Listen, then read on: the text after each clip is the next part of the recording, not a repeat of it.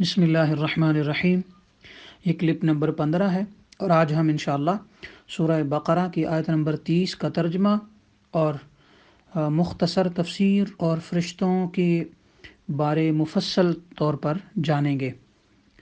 اللہ رب العالمین نے ارشاد فرمایا، وَإِذْ قَالَ رَبُّكَ لِلْمَلَائِكَةِ إِنِّي جَاعِلٌ فِي الْأَرْضِ خَلِيفَةً، اور یاد کرو اے محبوب علیہ السلام، آپ یاد کرو وہ وقت جب تمہارے رب نے فرشتوں سے فرمایا، انی جاعلن، بے شک میں بنانے والا ہوں، فی الارض، روئے زمین پر، خلیفتاً، اپنا نائب یعنی اپنا خلیفہ۔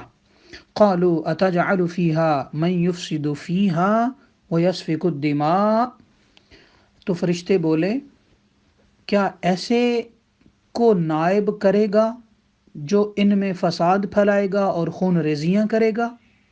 وَنَحْنُ نُسَبِّحُ بِحَمْدِكَ وَنُقَدِّسُ لَكَ، اور ہم تجھے سراہتے ہوئے تیری تسبیح کرتے ہیں، وَنُقَدِّسُ لَكَ، اور تیری پاکی بولتے ہیں۔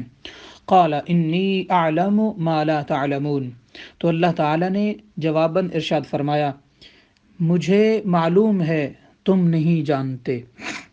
رب نے فرمایا، تحقیق میں جانتا ہوں وہ جو تم نہیں جانتے۔ اس آیت مبارکہ کا پچھلی آیات سے کچھ طرح سے تعلق ہے۔ پہلا یہ کہ پچھلی آیتوں میں ان نعمتوں کا ذکر فرمایا گیا جو بلا واسطہ ہر انسان کو ملتی ہیں، یعنی زندگی اور موت اور زمین و آسمان کی نعمتیں۔ اب اس آیت میں اس خاص نعمت کا ذکر ہے جو انسانوں کے والد، تمام انسانیت کے والد حضرت سیدنا آدم علیہ السلام کے ذریعہ سے ہمیں ملی، یعنی آدم علیہ السلام کی عزت افزائی اور ان پر خاص کرم خدا بندی کا ملنا، کیونکہ باپ کی عزت سے اولاد کی عزت ہوا کرتی ہے۔ دوسرا یہ ہے کہ پچھلی آیات میں قیامت تک ملنے والی دائمی نعمتوں کا ذکر فرمایا گیا، یعنی زندگی اور موت اور زمین و آسمان کی ظاہری نعمتیں، اور اب اس نعمت کا ذکر ہو رہا ہے جو پیدائش کے شروع کے وقت صرف ایک بار دی جا چکی اور جس کی وجہ سے نسل انسانی قیامت تک فخر کرتی رہے گی۔ اللہ تعالیٰ جل مجدہ الکریم نے حضرت سیدنا آدم علیہ السلام کو اپنا نائب بنایا۔ اس سے پہلے آدم علیہ السلام کے ذکر سے پہلے ہم فرشتوں کا ذکر کیے دیتے ہیں۔ اللہ تعالیٰ نے فرمایا، وَإِذْ قَالَ رَبُّكَ، اور محبوب علیہ السلام یاد کیجئے وہ وقت جب کہا ربک، تیرے رب نے۔ اس میں بڑا خوبصورت نکتہ ہے، بڑا ہی خوبصورت اور آقا علیہ السلام کے ساتھ ہماری محبتوں کو بہت زیادہ کر دینے والا نکتہ ہے۔ وہ یہ کہ ربو کا معنی ہے تیرے رب نے۔ تو اللہ تعالیٰ نے یہاں یہ نہیں فرمایا کہ اس میں حضور سرور دو عالم صلی اللہ علیہ وسلم کی شان کا اظہار ہے، اس لیے کہ یہاں یہ نہ فرمایا گیا کہ میں نے کہا یا یہ نہ کہا گیا کہ اللہ نے فرمایا، بلکہ اللہ تعالیٰ نے یوں فرمایا کہ اے محبوب صلی اللہ علیہ وسلم، تمہارے رب نے فرمایا۔ ربو کا یعنی تمہارے رب نے فرمایا، یعنی رب نے اپنا ذکر حضور سرور دو عالم صلی اللہ علیہ وسلم کے ذکر کے ساتھ کیا۔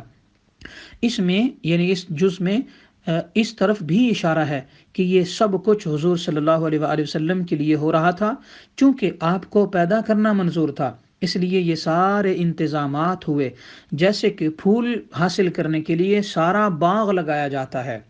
اسی طرح رب العالمین نے آقا علیہ السلام کے ولادت کے لیے اور آپ کی دنیا میں تشریف آوری کے لیے سارا کائنات کا باغ لگایا۔ اور جیسا کہ اللہ تعالیٰ نے ارشاد فرمایا، کنت کنزا مخفیا فاحببت ان اعرف فخلقت محمدا، کہ میں ایک چھپا ہوا خزانہ تھا، میں نے چاہا کہ میں پہچانا جاؤں، پس میں نے محمد صلی اللہ علیہ وآلہ وسلم کو پیدا فرمایا۔ اس آیت مبارکہ میں ایک عظیم خوبصورت روحانی کیفیت جو ہے نا، بلکہ بہت ساری کیفیات موجود ہیں، یعنی کہ یہ اس زمانہ کی بات ہے جب حضرت انسان ابھی وجود میں نہیں آیا تھا، لیکن اللہ تعالیٰ کے ازلی منصوبوں میں مرکزی کردار کی حیثیت رکھتا تھا۔ سرور کائنات صلی اللہ علیہ وسلم نے ارشاد فرمایا کہ اللہ تعالیٰ نے فرمایا کہ میں ایک چھپا ہوا خزانہ تھا، میں نے چاہا میں پہچانا جاؤں، اس لیے میں نے کائنات کو پیدا فرمایا، اور کائنات کا مقصود رب العزت کے عارف کا ظہور تھا، یعنی کائنات کو پیدا کرنے کا مقصد یہ تھا کہ کائنات کے اندر ایسی مخلوق بھی پیدا کی جائے جس کو عرفان الہی حاصل ہو، جس کو اللہ رب العالمین کی پہچان نصیب ہو۔ اسی لیے تو علامہ اقبال نے بھی کہا کہ اپنے من میں ڈوب کر پا جا سراغ زندگی، اپنے من میں ڈوب کر پا جا سراغ زندگی، تم میرا نہیں بنتا تو نہ بن، اپنا تو بن۔ یعنی اپنے ذات میں گم ہو کر ہی زندگی کا سراغ پایا جا سکتا ہے، اور اپنے اندر ہی جھانک کر اللہ کو تلاش کیا جاتا ہے۔ چنانچہ اللہ تعالیٰ نے کائنات میں اپنی منشا کا اظہار فرمایا کہ میں زمین پر اپنا خلیفہ بنانے والا ہوں۔ یہ ایسے ہی ہے جیسے کہ کسی ملک کا حکمران اپنے دارالحکومت میں کسی بڑے منصوبے کا اعلان کرتا ہے۔ سب سے پہلے اس کی منصوبہ بندی ہوتی ہے، پھر ڈیزائن بنتا ہے، پھر ایک ماڈل تیار کیا جاتا ہے، پھر اس ماڈل کا خاص لوگوں کے سامنے ٹیسٹ کیا جاتا ہے۔ اسی طرح اگرچہ زمین پر انسان کا ظہور بہت بعد کی بات تھی، لیکن عالم باطن میں وہ کائنات سے بھی پہلے تشکیل پا چکا تھا۔ اس کا مزاج، اس کے طور طریقے، اس کی فطرت اور نیچر، اس کے اختیارات، اس کے حقوق و فرائض اور اس کے نتائج اس کے نتائج انسان کے ڈیزائن کے اندر متعین ہو چکے تھے، تعین پا چکے تھے، ڈیسائیڈ ہو چکے تھے اور کنفرم ہو چکے تھے، اور یہ سب کچھ ام الکتاب میں درج تھا۔ یعنی ام الکتاب سے مراد یہ ہے کہ great design book of universe, اس کے اندر اللہ تعالیٰ نے لکھ دیا تھا۔ ہو سکتا ہے کہ فرشتے اور جنات جو آدم علیہ السلام سے پہلے کی مخلوقات ہیں، وہ تجسس سے ام الکتاب کے اس باب کو پڑھتے ہوں اور انہیں احسن الخلائق حضرت انسان کی کئی چیزیں بڑی عجیب و غریب معلوم ہوتی ہوں۔ اگر ایک طرف اس کا مقام علیین میں نظر آتا ہے، یعنی اس کا مقام علیین میں نظر آتا ہے، تو دوسری طرف یہی انسان اسفل و سافلین میں بھی نظر آتا ہے۔ وہ زمین میں اللہ کا خلیفہ تھا، لیکن فساد کرنے اور خون بہانے میں بھی وہی آگے تھا۔ وہ جنت کا خصوصی مہمان بھی تھا، اور وہ دوزخ میں بھی جل رہا تھا۔ یوں یہ مجموعہ تضاد، یعنی یوں کہہ لیں کہ مجموعہ تضاد جو ہے، یہ فرشتوں کی سمجھ سے بالا تر تھا۔ اس لیے فرشتے جو ہیں، جب اللہ تعالیٰ نے فرمایا انی جاعل فی الارض خلیفہ، تو فرشتے حیران ہو گئے کہ یا اللہ اتجعل فیہا من یفسد فیہا، تو کیا تو اسے بنانے والا ہے جو زمین میں فساد کرے گا؟ یہ بڑی بات قابل غور ہے۔ اس طرف چلنے سے پہلے آئیے ہم فرشتوں کے بارے میں جو تحقیقات ہیں اس کا کچھ پتہ کرتے ہیں۔ اللہ رب العالمین نے فرمایا کہ للملائکہ، چونکہ یہ فرشتوں کے بارے میں کہا گیا ہے تو ملائکہ ملک کی جمع ہے، ملک، اور ملک کہتے ہیں فرشتے کو۔ ایک ملک ہوتا ہے، ایک ملک ہوتا ہے، تو جو میم کے زبر کے ساتھ ملک ہے اس کا مطلب ہے فرشتہ، اور جو ملک ہے اس کا مطلب ہے بادشاہ، یعنی بادشاہ ہونا۔ تو لہٰذا ملک کی جمع ملک واحد ہے اور ملائک اس کی جمع ہے، اور ملک کا معنی ہے قاصد۔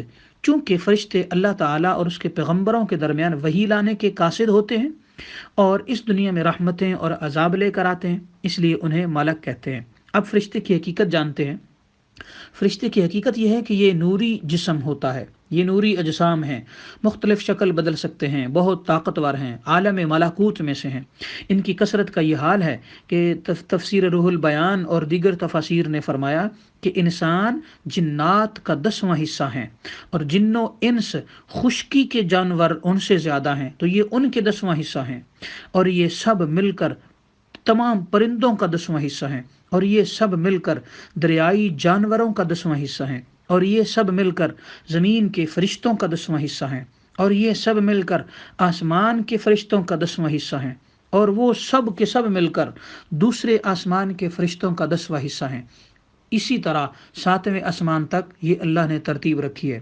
پھر یہ تمام مخلوقات کرسی کے فرشتوں کے مقابلے میں بہت کم ہے، یعنی اللہ تعالیٰ نے جو کرسی بنائی ہے نا، تو یہ تمام مخلوقات کے جو فرشتے، یہ تمام مخلوقات کرسی کے ارد گرد جو فرشتے ہیں، یہ تمام مخلوقات ان فرشتوں کے سامنے بہت کم ہیں، لہٰذا کرسی کے ارد گرد فرشتے ان تمام مخلوقات سے زیادہ ہوئے۔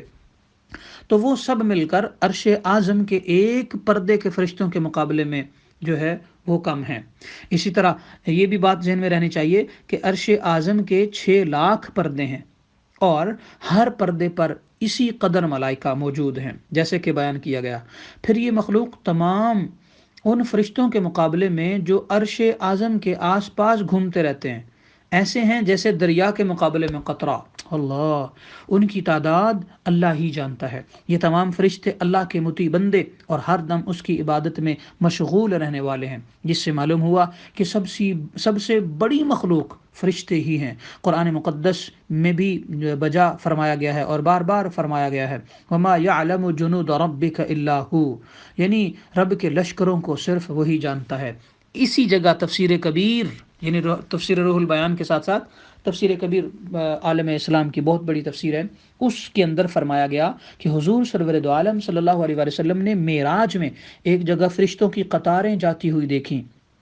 جبرائیل امین علیہ السلام سے پوچھا گیا کہ یہ کہاں جا رہے ہیں؟ تو جبرائیل علیہ السلام نے عرض کیا کہ میں تو جب سے پیدا ہوا ہوں اس قطار کو ایسے ہی دیکھا ہے اور مجھے خبر نہیں کہ کہاں سے آ رہے ہیں اور کہاں جا رہے ہیں۔